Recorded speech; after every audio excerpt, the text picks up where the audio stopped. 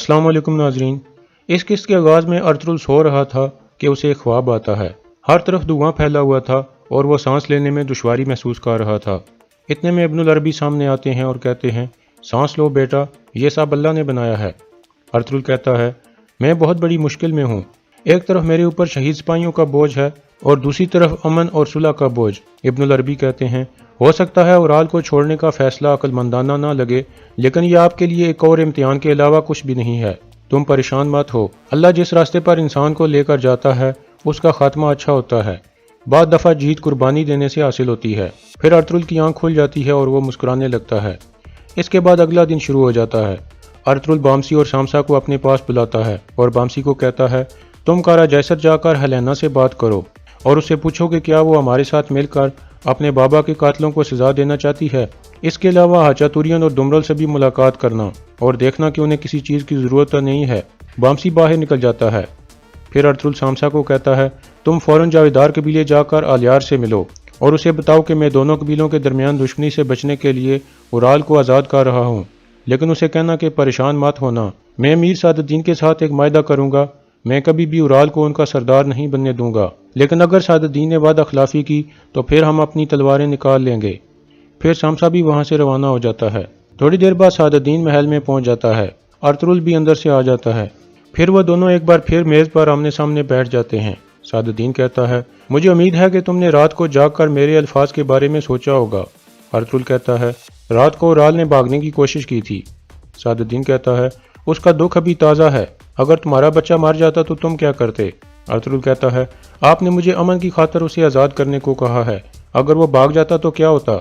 सादुद्दीन कहता है, लेकिन वो कामयाब नहीं हो सका। अगर तुमने उसे आज़ाद कर दिया तो वो मेरे कंट्रोल में होगा, और अगर उसने अपनी हद अबूर की और तुमसे इंतकाम लेने की कोशिश की तो फिर मैं उसे देख लूँगा। अर्तुल कहता है, अगर यहाँ से आज़ाद होने के बाद वो अपने कबीले का सरदार का उम्मीदवार बन गया तो। सादुद्दीन कहता है, यह तो उसका हक है, मैं उसे नहीं रोक सकता। अर्तुल कहता है, मैं नहीं चाहता कि वो सरदार बने। मैंने शहीदों के घर वालों को दियत के लिए राज़ी कर लिया है, वो सब अमन चाहते हैं, लेकिन मेरी सिर्फ एक शर्त है, आलियार को जावेदार कबीले का सरदार बनाना होगा। आप उनके जिरगे के लोगों को ऐसा करने के लिए राज़ी करोगे। मैं जानता हूँ कि आप ऐसा कर सकते हो। यह सुनकर सादुद्दीन कुछ हिचकिचाहट का इजहार करता है। यह देखकर अर्तुल कहता है, अगर आप इस बात की गारंटी नहीं दे सकते तो मैं भी जाकर उराल को ख़त्म कर देता हूँ। यह कहकर अर्तुल जाने लगता है तो सादुद्दीन कहता है, रुक जाओ अर्तुल, रुक जाओ, मुझे तुम्हारी शर्त मंजूर है। इतने में काजी भी अंदर आ जाता है और अर्तुल से पूछता है, क्या आपने फैसला कर लिया है अर्तुल साहब। अर्तुल कहता है, मैंने अपने लोगों से सलाह मशवरा किया है, वो सब अमन चाहते हैं, इसलिए दोनों कबीलों की सलामती के लिए हम दियत कबूल करते हैं। काजी कहता है, बेशक अल्लाह माफ़ करने वाला है और वो ऐसे लोगों से प्यार करता है जो दूसरों को माफ़ कर देते हैं। आपका ये फैसला इन ज़मीनों पर अमल लाएगा इंशाअल्लाह। इसके बाद अर्तुल उराल के पास पहुंच जाता है और उसे कहता है, तो तुमने रात को भागने की कोशिश की थी उराल। उराल कहता है, मैं अपने बाबा और अपने बच्चे का इंतकाम लेने जा रहा था। अर्तुल कहता है, तुम्हारे यहाँ होने की सबसे बड़ी वजह तुम्हारी लालच है उराल। यह सुनकर उराल खड़ा हो जाता है और कहता है, अगर तुमने मेरा सार उतार भी दिया तो तुम्हें सुकून नहीं मिलेगा। अब मुझे यहाँ से ले जाओ और अपना काम ख़त्म करो। अर्तुल कहता है, मैंने शहीद सिपाहियों के घर वालों से बात की है, वो तुम्हें आज़ाद करना चाहते हैं। वो अपने प्यारों के बदले में दियत नहीं लेना चाहते। पता है क्यों? क्योंकि वो अमन चाहते हैं और मज़ीद खून बहने से रोकना चाहते हैं। वो दियत के तौर पर अमन लेना चाहते हैं।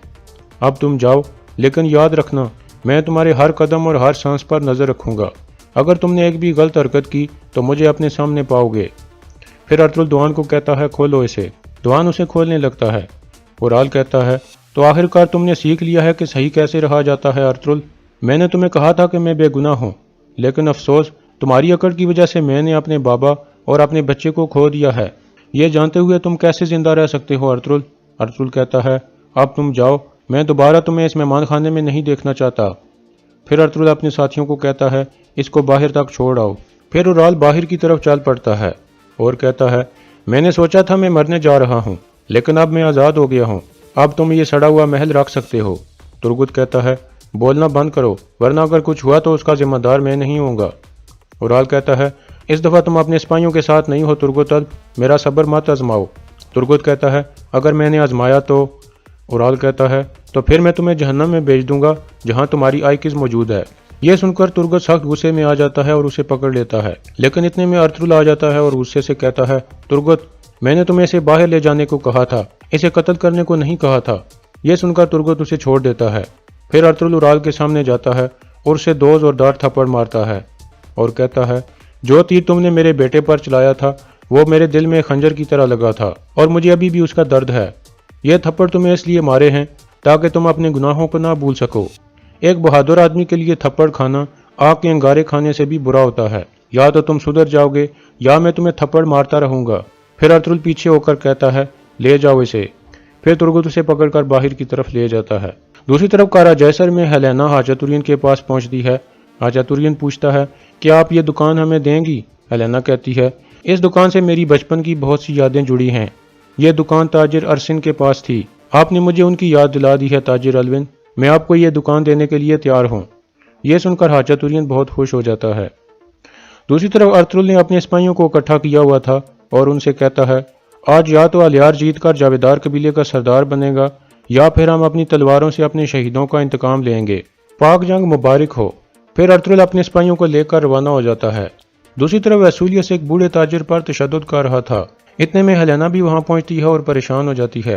پھر ویسولیس صاحب سے مخاطب ہو کر کہتا ہے، اب سے گورنر میں ہوں، اب میں کسی بھی تاجر کو معاف نہیں کروں گا اگر اس نے وقت پر اپنا ٹیکس نہ ادا کیا تو۔ بوڑھا تاجر کہتا ہے، معاف کرنا جناب، میرا کاروبار اچھا نہیں رہا، مجھ پر رحم کریں۔ لیکن ویسولیس پکڑ کر اسے اٹھا لیتا ہے اور کہتا ہے، تمہیں ابھی بھی میری سمجھ نہیں آ رہی کہ ہم کس صورتحال میں ہیں، ہم حالت جنگ میں ہیں، اگر آپ لوگوں نے ٹیکس نہ دیا تو ہم جنگ کیسے لڑیں گے؟ پھر ویسولیس اس بوڑھے تاجر کو گرا دیتا ہے اور اپنے سپاہی سے کہتا ہے، مارو اسے۔ سپاہی اسے مارنے لگتا ہے، جبکہ ہیلینا بھی شدید پریشانی کی حالت میں یہ سب کچھ دیکھ رہی تھی۔ دوسری طرف سامسا الیار کے پاس پہنچتا ہے اور کہتا ہے، میں ارطغرل صاحب کی طرف سے خبر لایا ہوں، ارطغرل صاحب نے کہا ہے کہ وہ امن کی خاطر اورال کو چھوڑ دیں گے۔ یہ سن کر الیار چونک جاتا ہے۔ پھر سامسا کہتا ہے، لیکن آپ پریشان نہ ہوں، وہ اورال کو قبیلے کا سردار نہیں بننے دیں گے، انہوں نے امیر سعد الدین کے ساتھ ایک معاہدہ کیا ہے اور اگر انہوں نے معاہدہ توڑا تو پھر ارطغرل صاحب کا کہنا ہے کہ وہ اس کا جواب تلوار سے دیں گے۔ دوسری طرف ویسولیس کا ایک سپاہی بوڑھے تاجر کو مار رہا تھا۔ پھر ویسولیس اس سے کوڑا لے لیتا ہے اور خود اسے مارنے لگتا ہے۔ اتنے میں ہیلینا اس کے پاس آ جاتی ہے اور کہتی ہے، بہت ہو گیا ویسولیس، اب رک جاؤ، بابا نے ان لوگوں کو میری امانت میں دیا تھا، اب اس آدمی کو جانے دو۔ پھر ویسولیس غصے میں وہاں سے چلا جاتا ہے۔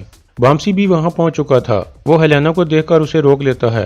ہیلینا حیران ہو کر پوچھتی ہے، بامسی تم یہاں کیا کر رہے ہو؟ بامسی کہتا ہے، میں نے آپ کو ایک ضروری بات بتانی ہے ہیلینا، ارطغرل صاحب نے کہا ہے کہ آپ کے بابا کے قتل کا اصل مجرم اسی قلعے میں موجود ہے، آپ محتاط رہنا، آپ جانتی ہو آپ کے بابا نے آپ کو ہماری امانت میں دیا تھا، ہم چاہتے ہیں کہ اس مسئلے کو حل کرنے کے لیے آپ ہمارا ساتھ دو۔ ہیلینا کہتی ہے، مجھ سے جو کچھ ہو سکا وہ میں کروں گی بامسی، تم یقین رکھو۔ یہ سن کر بامسی بہت خوش ہو جاتا ہے اور اسے پوچھتا ہے، اور سناؤ کہ آپ بالکل ٹھیک ہو؟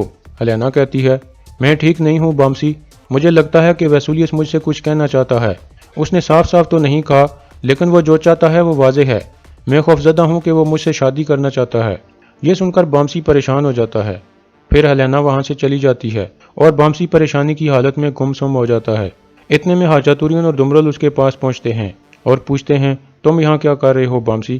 بامسی کہتا ہے، میں ارطغرل صاحب کے حکم پر یہاں آیا ہوں۔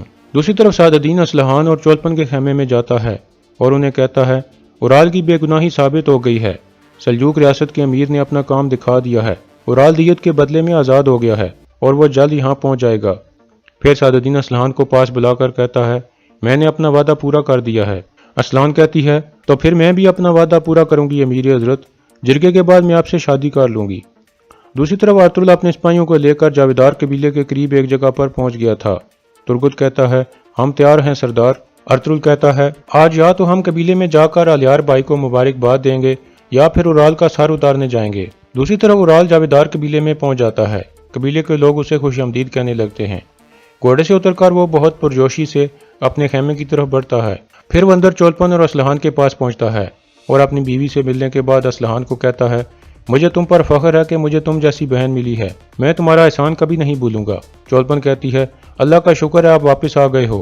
اورال کہتا ہے، میں اپنے کردار پر ایک بھی داغ کے بغیر واپس آیا ہوں چولپن، قاضی نے مجھے آزاد کر دیا ہے۔ چولپن روتے ہوئے کہتی ہے، میرا بچہ فوت ہو گیا تھا۔ اورال کہتا ہے، اب سے ہم کوئی دکھ نہیں منائیں گے چولپن، اب انتقام کا وقت ہے، میں ہر وہ چیز حاصل کروں گا جس پر میرا حق ہے۔ दूसरी तरफ जिरगा शुरू हो जाता है जिसमें नए सरदार का इंतखाब होना था। इतने में सादुद्दीन अंदर दाखिल होता है तो सब खड़े होकर उसका इस्तकबाल करते हैं। सादुद्दीन कहता है, मैं यहाँ आया हूँ ताकि इस बात को यकीनी बना सकूँ कि सरदार का इंतखाब इंसाफ के साथ हुआ है। फिर सब बैठ जाते हैं। थोड़ी देर बाद उराल भी अंदर दाखिल होता है तो सब लोग खड़े होकर उसका भी इस्तकबाल करते हैं। उराल कहता है, जावेदार कबीले के इज्जतदार लोगों, जैसा कि मैं तमाम इल्ज़ामों से बरी हो गया हूँ, अब मुझे कोई भी चीज़ सरदारी का इंतखाब लड़ने से नहीं रोक सकती। मैं आपको बताना चाहता हूँ कि मैं भी अब सरदार का उम्मीदवार हूँ। सादुद्दीन कहता है, उराल साहब सही कह रहे हैं, मैंने इस बारे में काजी साहब से बात की थी, ये सरदारी का इंतखाब लड़ सकते हैं। जिरगे का सरबराह कहता है, तो अब 3 लोग हो गए हैं जो सरदारी के उम्मीदवार हैं। और यहाँ इस केस का इख्तिताम हो जाता है।